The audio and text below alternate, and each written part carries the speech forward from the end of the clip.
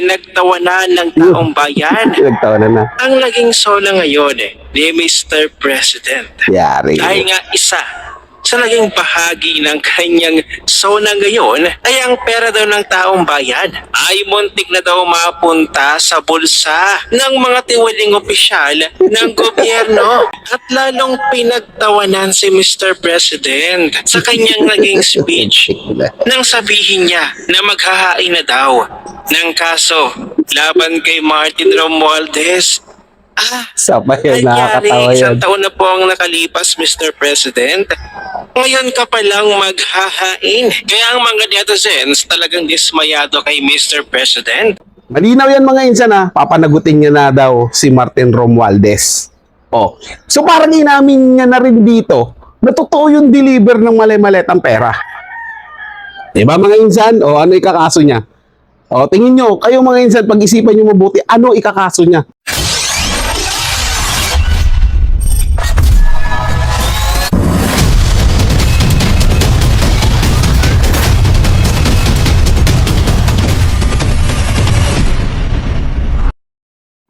So yan ang mga insan, magandang araw po sa atin lahat. Reaction insan po muling nagbabalik at eto mga insan, excited po ako ibahagi ito sa inyo no? Dahil ito magiging tawag na ito pag napanood na naman ito ng mga ululistang tanso, sigurado magagalit na naman yun at sasabihin na naman na bayaran po tayo.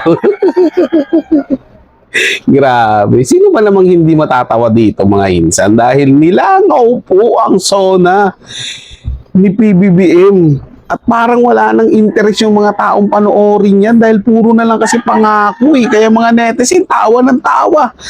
Diba, pag nakita mo yung mga post doon sa Facebook, mga insan, o kahit sa anong platform, puro tawa po ang nakukuha ng administrasyong ito. Ewan ko lang kung paano depensahan ni Auntie Claring yan, yung mga ganyang bagay.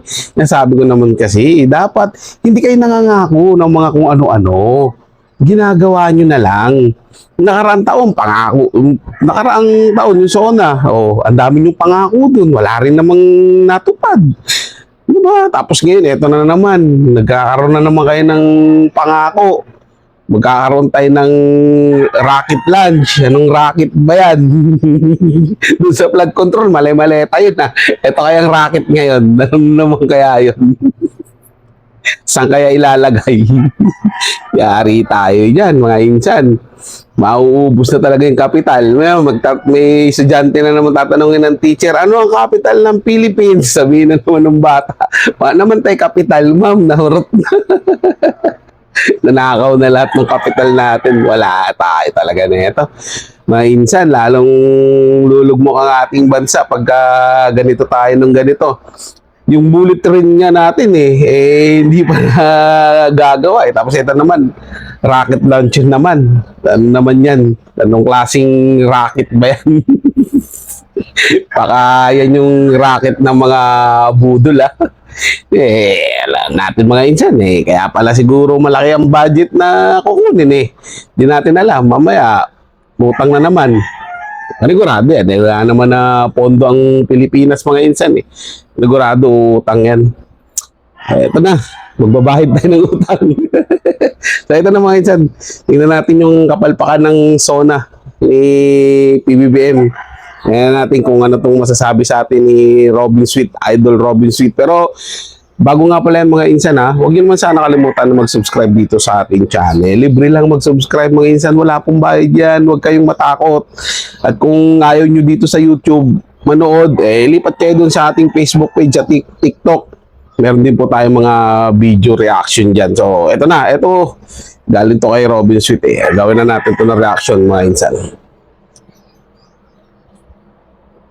At ayun na nga, pinagtawanan ng taong bayan. Pinagtawanan na. Ang naging sola ngayon ni Mr. President. Yari. Dahil nga isa sa naging bahagi ng kanyang sona ngayon ay ang pera daw ng taong bayan ay muntik na daw mapunta sa bulsa ng mga tiwaling opisyal ng gobyerno.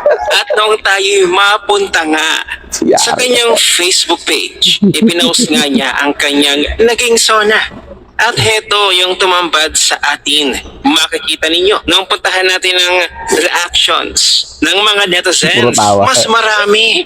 Lamang na lamang ang haha or laugh reaction. Yarin. Patunay na pinagtawanan siya ng taong bayan at ang kanyang mga sinasabi ngayon sa kanyang sona. At patunay na wala nang naniniwala kay Mr. President BBM. Puro pangako kasi. Siguro kung may naniniwala, ay yung mga nauuto niya. Bilang katunayan, heto yung video, Puro panoorin trolls. natin. Yun naman Ang naniwala. pera ng taong bayan na muntik mapunta sa bulsa ng mga tiwaling opisyal ay naisalba natin. Muntik. Sa halip na magamit natin at sa halip ay nagamit natin sa mabuti Ano at ba para talaga? sa tunay na kapakanan ng mamamayan. Muntik. Saan nagamit? Mapunta sa bulsa ng mga tiwaling Muntik daw. opisyal ng Na-deliver na nga eh. na politiko. Talaga ba, Mr. President? Basahin mo po yung mga komento sa comment section. Muntik. Hindi sila naniniwala na naisalba mo ang pera Yari at tayo. muntik na mapunta sa bulsa ng mga tiwali. At lalong pinagtawanan si Mr. President sa kanyang naging speech nang sabihin niya na maghahain na daw ng kaso laban kay Martin Romualdez. Sabay, Nangyari, nakakatawa yan. isang taon na po ang nakalipas, Mr. President. Ngayon ka palang maghahain. Kaya ang mga netizens talagang dismayado kay Mr. President. Ito panoorin natin. Na ang nakalipas mula noong huli akong tumayo rito upang ilantad ang katiwalian na nadiskubre namin sa mga Ilantad? flood control process. Na-discover. Gaya ng aking ipinangako sa inyo, nagsagawa tayo ng manawakan at malalimang investigasyon na walang pagkikiling kahit kanino man. Masusi nating sinuri pasinunod Galing mo magsinungaling talaga, mga Insan. ng ebidensya. Oo, Galing. tinuro. Lahat ng kailangan gawin ay ginawa natin upang Uwe. tuntun ang punot dulo. Ay, Meron na Sino ba punot dulo? nakasuhan at nakulong. Mga kontratista, matataas na opisyal, pati na mga mambabatas. nasaan? Sino mga mabatas? Na ayon sa mundo, na ayon sa Parang wala pa. Saldi ko? ay malapit na ang paghain ng patong-patong Wala pa nga, hindi pa nga nakulong. dating speaker. Lo, ano daw? Man sa akin ito. Malapit na daw. Ngunit kailangan nating gawin. Kung ngayon pa lang kayo kikilos, Mr. President. Hindi ako pangulo ng aking pamilya. Hindi ako pangulo ng aking kaibigan. Sa palakpakan yung mga ototo. Ako ay pangulo ng Pilipinas. Oo, panggulo ka ng Pilipinas. Ay, pangulo ng Pilipinas. Pangulo Ang tuloy. aking mga kapwa Pilipino. No. Parang... Dahil palakpakan, taray ah. Kakibat ng mga naisampang mga kaso, Di ba narinig ninyo ha, kay Mr. President? Ngayon pa lang maghahain ng kaso at patong-patong daw ang iyahain na kaso. Diyos ko po, malapit na po yung termino ninyo, Mr. President. Ngayon niya pa lang Eh, wala naisipan at magkakaso. isang taon na ang inyong pangako na may papanagutin sa flood control, pero anyari hanggang ngayon, wala pa din. Kaya Imposible. Imposibleng mapanagot, mga insan. Malabo pa yan sa sabaw ng pusit. Kung nakaraan yung sacrificial lamb niya, si Saldico. Ngayon naman si Romualdez. Kasi sukol na talaga, mga insan. Alam niyo, sukol na talaga. Oh, malinaw yan, mga insan ha. Papanagutin niya na daw si Martin Romualdez. Oh, so parang inamin niya na rin dito na totoo yung deliver ng mali-maletang pera. Diba, mga insan? O ano ikakaso niya? O tingin nyo, kayo mga insan, pag-isipan nyo mabuti, ano ikakaso niya? O, kay Speaker Martin Romualdez. Diba? Siya yung tinuturo nung 18 Marines na nag-ano ng mga pera kasama si Saldico. O, yun ang ikakaso niya. Graft and corruption. Maliban doon, ano ba ikakaso niya? Oh, wala siyang ikakaso. So parang sa bibig niya na rin sinabi na totoo yung delivery ng mali-maletang pera. Hindi, kayo mga insan, kayo, ano nyo mabuti, isipin nyo mabuti, kung ano yung pwede niyang ikaso kay Martin Romualdez. Yun lang naman yun eh. Yung sa corruption na yun eh. Yung sa mali-maletang pera na yun. Sa flood control issue na yun. Oh, Doon sa sinabi niya na patong-patong na kaso ni Martin Romualdez, malinaw na malinaw mga insan.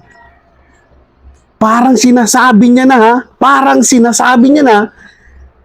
na legit talaga yung mali-maletang pera na napupunta sa mga buhaya. Na nagkaroon talaga ng pagdi-deliver ng mali-maletang pera. 'Di ba? Hindi naman siya yung kauna-unahang nag-expose ng corruption about sa flood control yan. Binanggit niya yan noon dati pa. Ni Pangulong Digong Duterte, kaya nga siya bumuo ng anti-corruption di ba? Agency. O ano ginawa ni BBM? Pagkaupo niya, binuwag niya po yun. Mga insan. Pagkabuwag nun, ano nangyari? Doon na. Ubus na ang kaba ng bayan.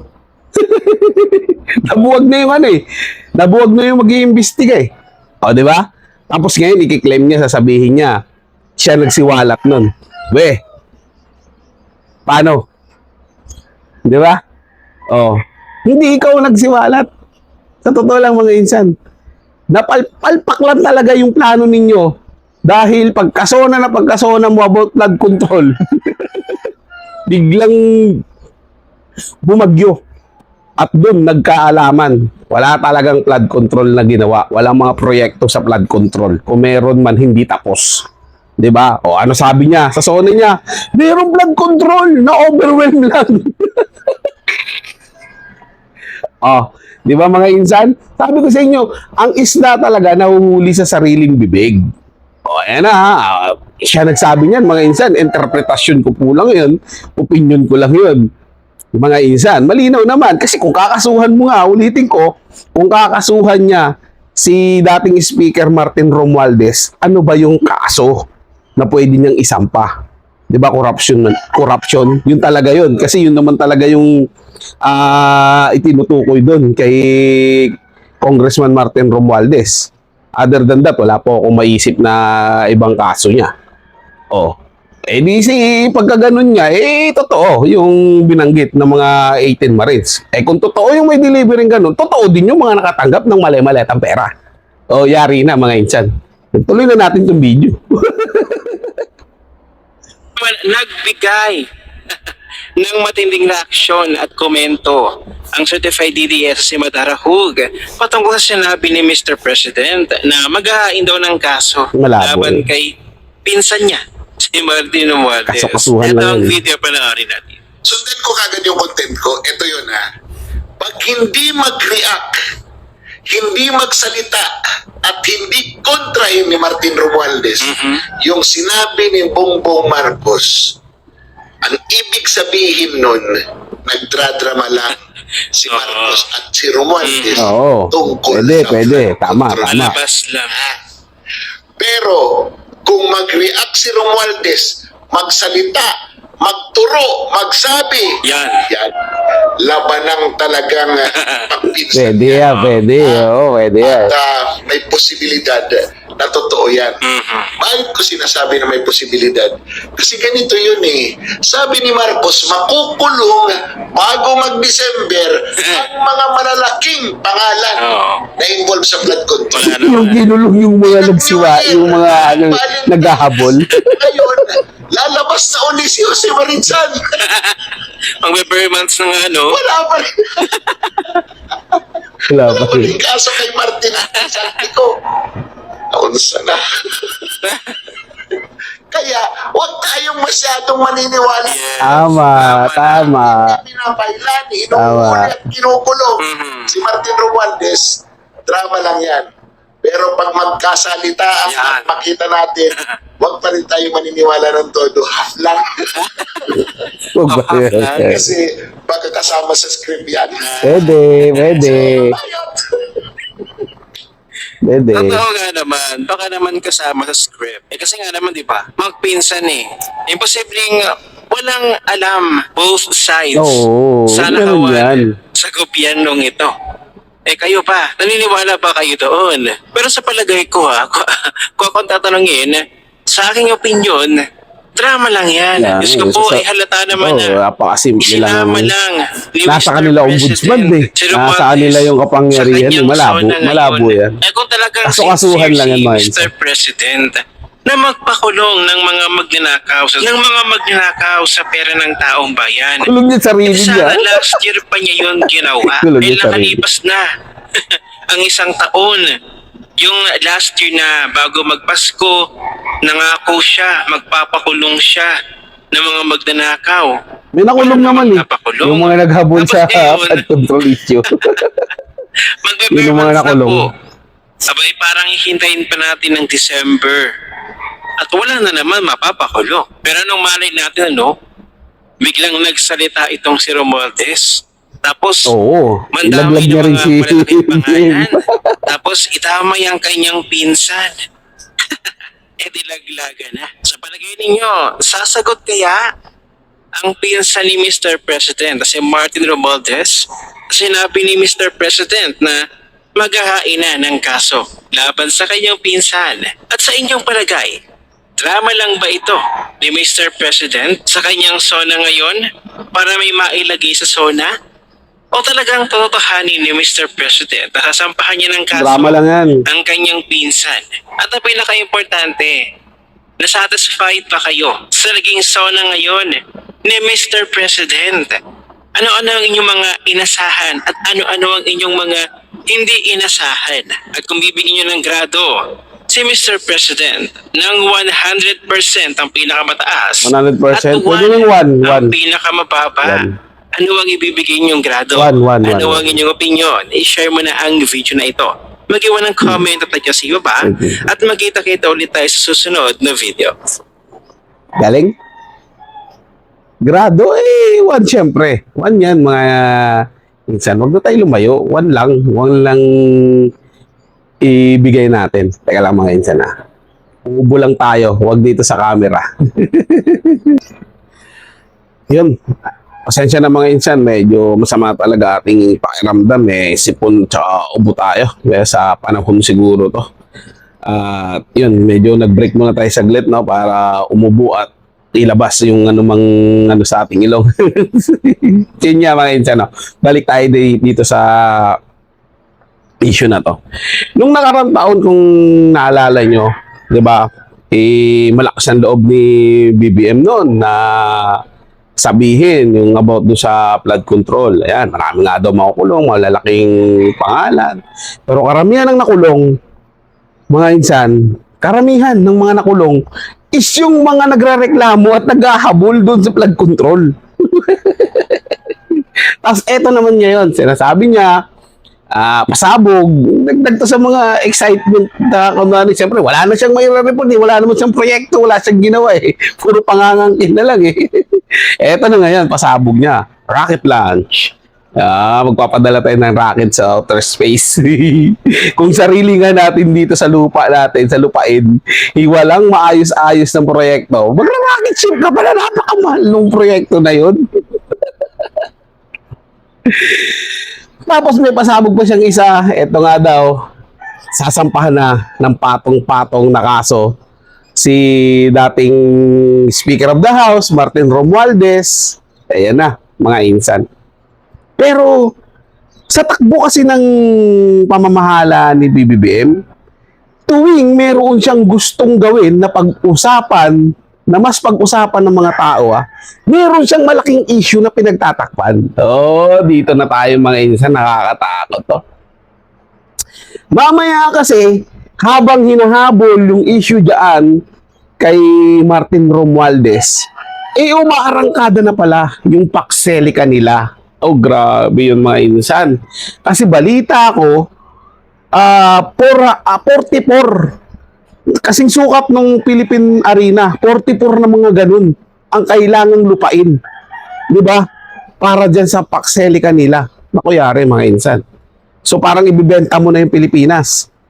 Dapat, kung may mga ganyan kayong proyekto, ilahad nyo sa taong bayan. Diba? Kung anong klase yan, sino masigit na makikinabang, controlled by the government ba yan? Kasi mahirap kasi, kung papasok dito sa ating bansa yan at kontrolado naman ng pumasok, so wala tayong pakialam dyan sa loob, mamaya kasi, magamit yan sa mga illegal na bagay.